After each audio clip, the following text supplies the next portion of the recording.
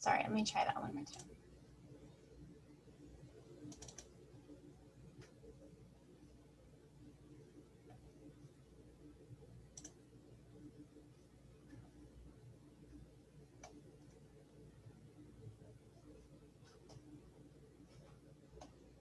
Are those coming through for you guys? Are you able to see my screen?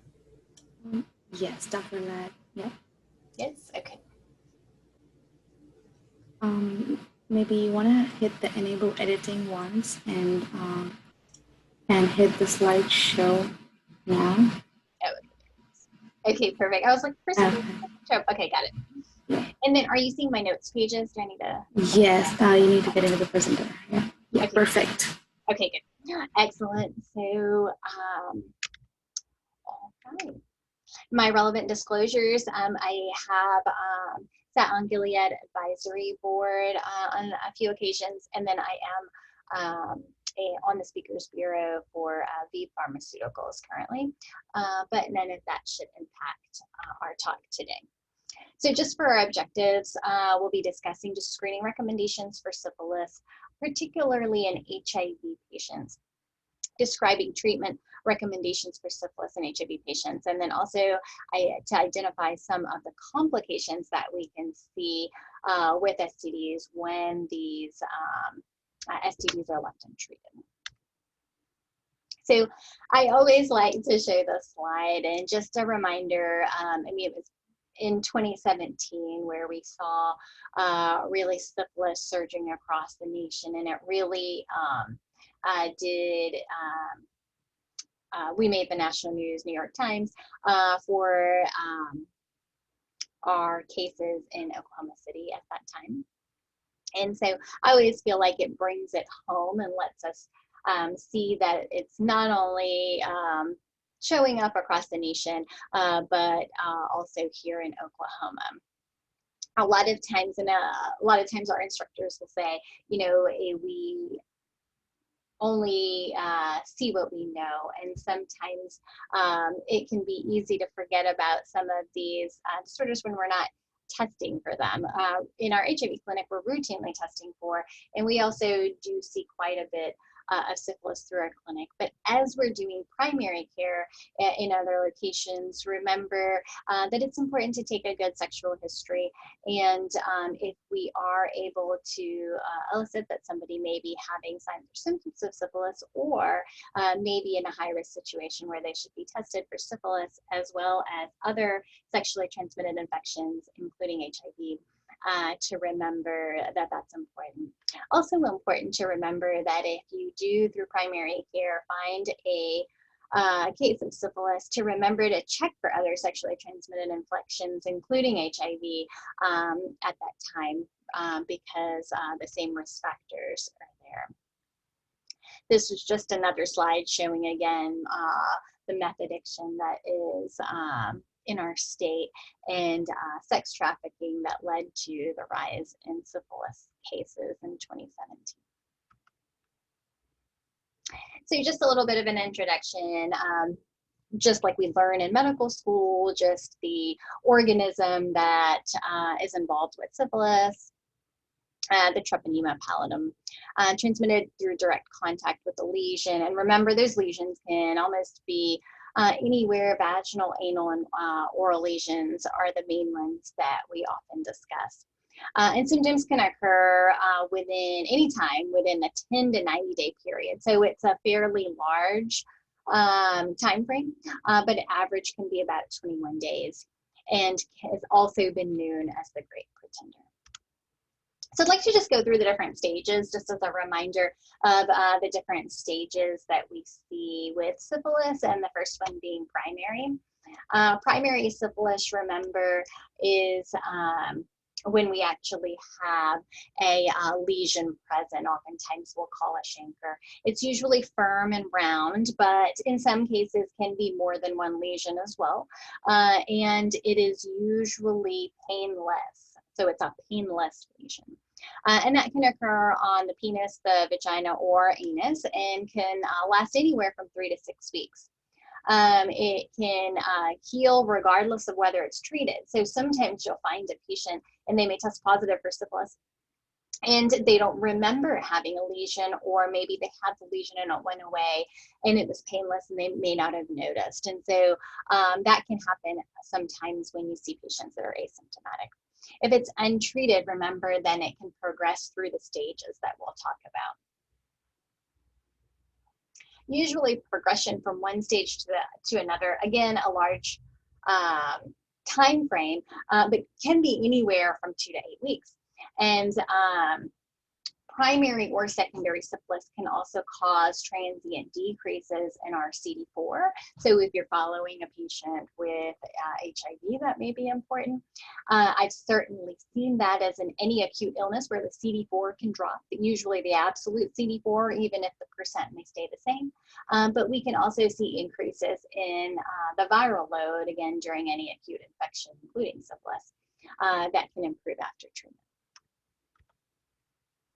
Secondary syphilis, so oftentimes we will catch them in this stage, and this is, you know, we oftentimes will teach when we see a rash in HIV clinic, we think of syphilis first and then something else.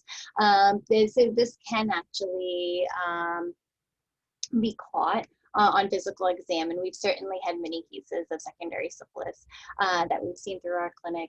Remember that it's a non-pruritic rash. It's usually maculopapular, and it can occur on the trunk, but also on the palms and soles. So many times when we're looking at rash in the clinic, we'll look at the palms and soles because there's not many rashes that go to the palms and soles, and syphilis is definitely one of those, and that can increase our risk of or suspicion.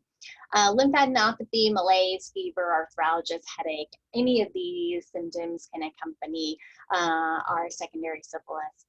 And then also condyloma lata, and I have a slide just showing what that also looks like, but is considered part of secondary syphilis. Symptoms can last for days to weeks. And remember, going from stage 1 to 2 can be somewhere between 2 to 8 weeks. This is just a slide showing what it may look like on the palms and soles. And of course, the pictures that I chose show the extreme cases, but, and when you look at this, you see the excoriations you see, particularly on that image of the foot. This can really be seen this way. But again, these are kind of the excess cases.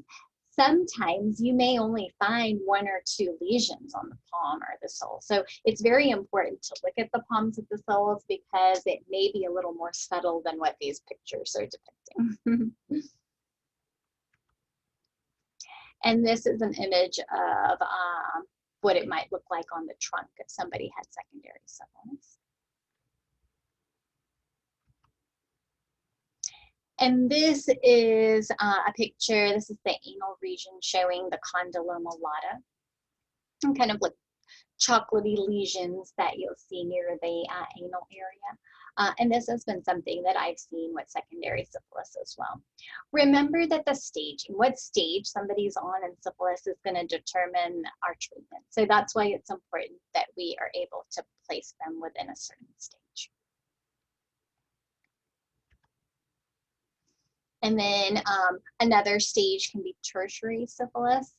And this is when we have cardiovascular involvement. It can present as aneurysms, aortitis, or guma lesions. And there's a picture there of a guma. I think this one maybe I've seen less often than primary or secondary, which is probably the most common. And then we're going to talk about neurosyphilis here in a bit, which we've actually had more cases than I'd like to see of neurosyphilis as well. Latent syphilis.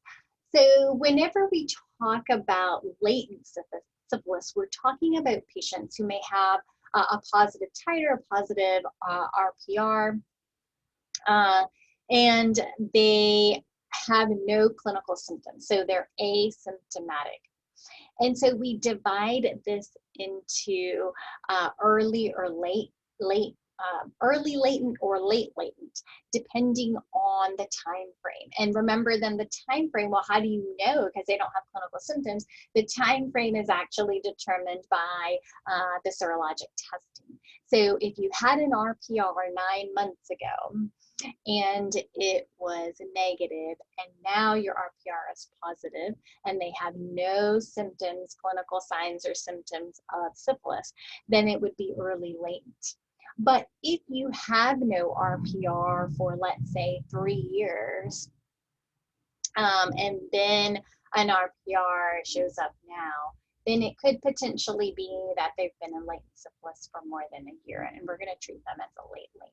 Again, this is important because we're going to divide our stages up in terms of treatment, and early and late latent syphilis are treated differently. So that's why this becomes important. So we want to really know in our history when was the last time they were tested for syphilis and if they've ever had previous treatment. And then we're also going to discuss neurosyphilis. Some of the signs and symptoms, and probably don't include all of them, but here are some of the signs and symptoms of neurosyphilis. Cranial nerve dysfunction, there can be any type of auditory or ophthalmic abnormalities, meningitis, stroke, mental status changes, loss of vibrations. So the case that I always think of with neurosyphilis is a patient that we had seen in clinic. This has been several years ago when I was going over the resident clinic, and they were seeing a patient that presented with ophthalmologic abnormalities. And really, it wasn't that he was having any blurry vision or vision changes, but was just one field in the peripheral vision that was disturbed. And that's all. And that was the only complaint. There were no other signs or symptoms at the visit. And it was about 2 months prior that the patient had an RPR done and was negative. So, that particular day in clinic, we decided to send in the ophthalmologist, get a bunch of labs, including syphilis testing, etc. And before we even got the results of our labs, the patient had already gotten in to see the ophthalmologist in less than 24 hours, and we already had a diagnosis of neurosyphilis because they were able to tell from the eye exam. Remember, the only symptom that was present was that peripheral vision that was disturbed. And so it's very important to have a high index of suspicion for neurosyphilis because sometimes the symptoms can be vague, can be mild, and sometimes even can be asymptomatic, but could still be neurosyphilis. Particularly in patients with HIV, there's an increased incidence of neurosyphilis and can occur a lot faster, can progress to neurosyphilis a lot faster. So here just saying more likely to and more rapidly to progress to neurosyphilis in HIV patients. The greatest risk is going to be patients with CD4s less than 350 or in combination with an RPR titer that's higher, 1 to 32 or greater. So in those situations when a patient is HIV positive and we see that, that's when we start to have that high index of suspicion. I've seen patients with that didn't have any symptoms and they actually had neurosyphilis. And so again, it's really important just to have that high index of suspicion. And then here it just kind of shows you what we might find on a lumbar puncture. Oftentimes this is true, and we will see the CSF fluid with elevated protein, mononuclear pleocytosis, and our reactive CSF VDRL is what we're usually checking for. Remember diagnosing syphilis, and I'm going to go through 2 different types of tests, and then I'm going to show you 2 different algorithms that can be utilized with the lab. There's non-treponemal tests, and these are the ones we think of as an RPR or a VDRL. And these are screening tests that come with titer. So oftentimes, and I'll show you what those titers look like too. So when we judge like response to therapy or if someone's failed therapy, how we can tell from those titers. But that's going to be our non-treponemal test, or our RPR or VDRL. Our treponemal tests are different, and these are our like FTA, ABS. Oftentimes, if we're doing something like the TPPA, if we're getting syphilis antibody, IgG. Many times these are confirmatory tests and they're specific for syphilis, but can continue to be positive if someone has had syphilis before. For example, our FTA-BS will remain positive. So this shows the two algorithms that many times labs will utilize when we're doing syphilis testing on somebody. And so it can be either the traditional algorithm where initially we used to get the RPR, and then if the RPR is positive, that's our screening, then we're confirming with the TPPPA or another treponemal test. Right, so the RPR is our non-treponemal test done first and then confirmed with the treponemal test. Versus doing, and to determine if somebody does in fact have syphilis. Versus doing the reverse sequence, which a lot of labs are adapting these days, is to really do the reverse sequence, which takes our EIA, which is our enzyme immunoassay. So this oftentimes can be our IgM and IgG antibodies specific for treponemal pallidum, or the anti-treponemal antibodies, or can utilize your CIA, the chemiluminescence immunoassay. So most of the time, I think we're seeing that EIA come through our labs. And then if that turns up positive, then we're going to our RPR and then our confirmation with the TPPA. So it's important to know, kind of familiarize yourself with what algorithm is being utilized by the lab that you're using. So like we said, the different stages of syphilis will also determine our treatment. And so we can lump together primary, secondary, and early latent. So remember, latent was asymptomatic syphilis, but it was less than 1 year. Primary was our chancre, and secondary was our rash or the condyloma. All of those are going to be treated with one injection of penicillin, 2.4 million units of benzathine penicillin intramuscularly, just one dose, okay? If it's late latent, that was when we were asymptomatic, but it's been over a year since we've had any results on syphilis testing, then we're actually going to do the 2.4 million units intramuscularly, but we're going to do it weekly for 3 weeks. And then neurosyphilis is treated differently, and that's where we're going to utilize most of the time IV penicillin, so PenG, and it's the 18 to 24 million units daily for 10 to 14 days.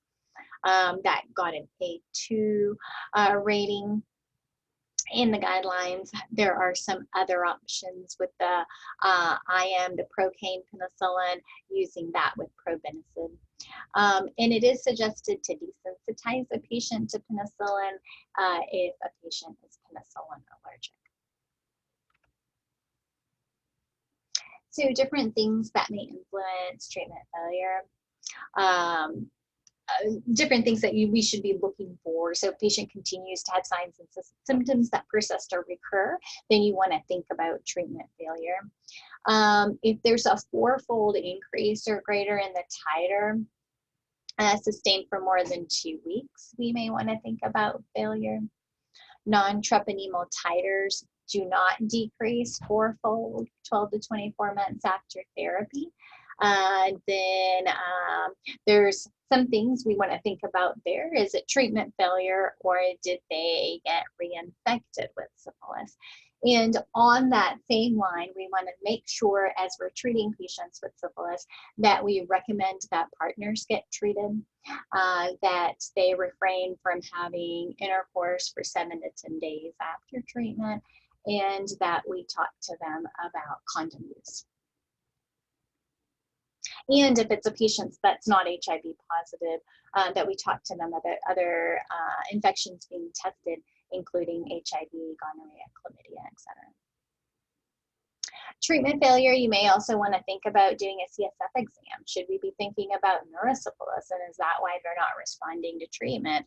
Because remember, even if we treated primary, secondary, or latent syphilis, they may have progressed to neurosyphilis, and if they had, they require IV penicillin. So the treatment you gave may not have treated them for neurosyphilis if that's in fact what they had. And then in some cases of treatment failure, if they were given the one injection initially, could there be a possibility that maybe we thought it was early latent, it was really late latent?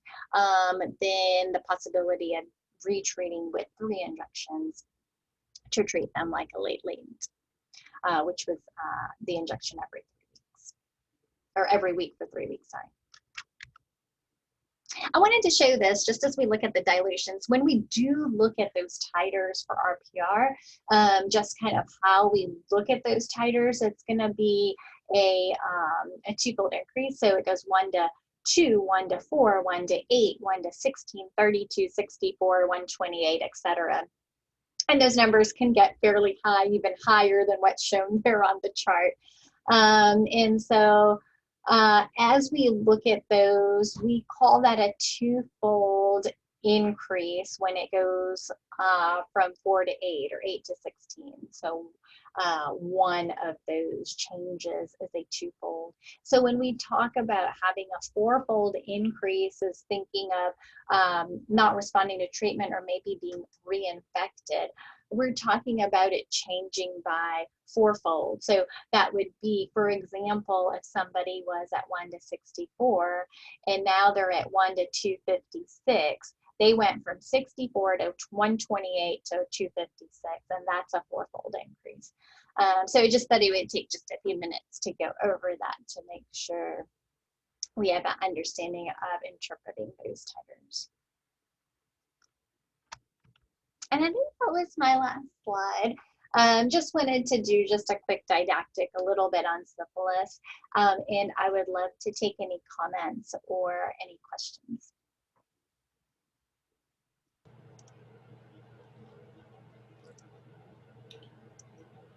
This is Dr. Reed. I've got a question, or it's kind of a vague question. Neurosyphilis scares me. I feel like you really need to have a high index of suspicion. A lot of the patients that I see, of course, I haven't seen many cases of syphilis. I think I've seen 2 now. One I actually just saw yesterday, not the one I'm presenting today.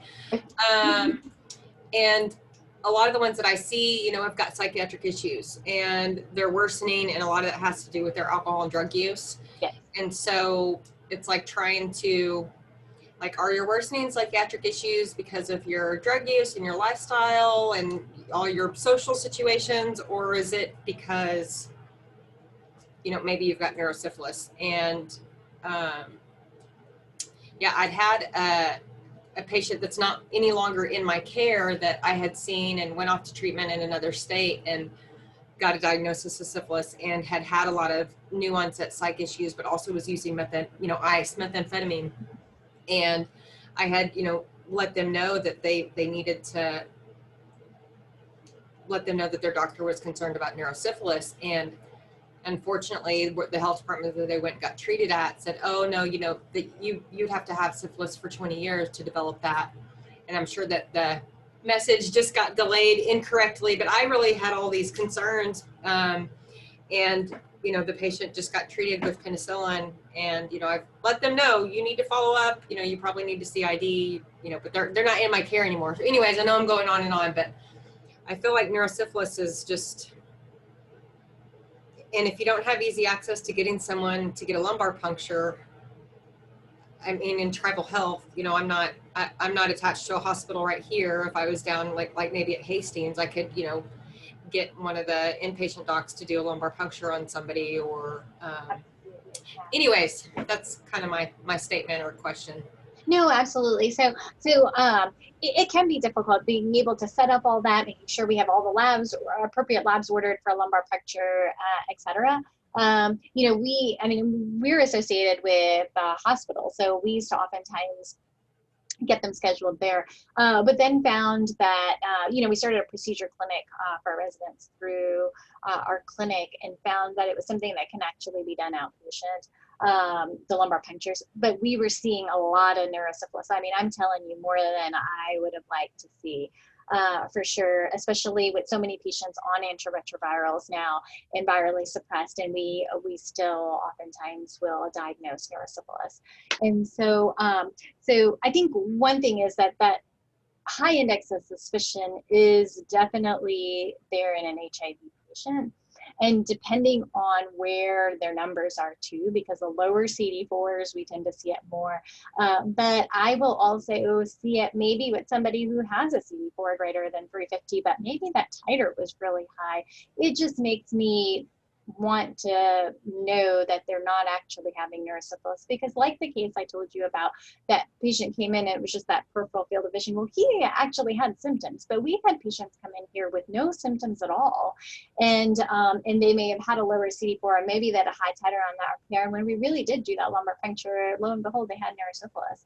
And so we've had also other cases where maybe the RPR were following it, and it's a treatment failure. It's still at a 1 to 64 that shouldn't be that way after a certain period of time after treating them for primary. If we did a early latent, or even tried treating for late latent. In those situations, also getting the lumbar puncture to make sure that it's really not neurosyphilis that you're dealing with and the patient's untreated. And definitely we've seen the other side of things where patients present and they really do have symptoms. And most of those situations, the symptoms can be pretty bad. And some of those patients have had to be hospitalized and, placed on IV penicillin. So definitely in an HIV patient, I said that index of suspicion needs to be there, because even in this day and age with patients on antiretrovirals and oftentimes virally suppressed, we're still seeing it. And I don't know if Dr. Scheck, if you want to chime in terms of patients without HIV, how often in those situations that we're seeing neurosyphilis or should have that index of suspicion. Dr. Reed, I assume that the patients that you were seeing were HIV negative or positive? Yeah, negative. Negative. Okay.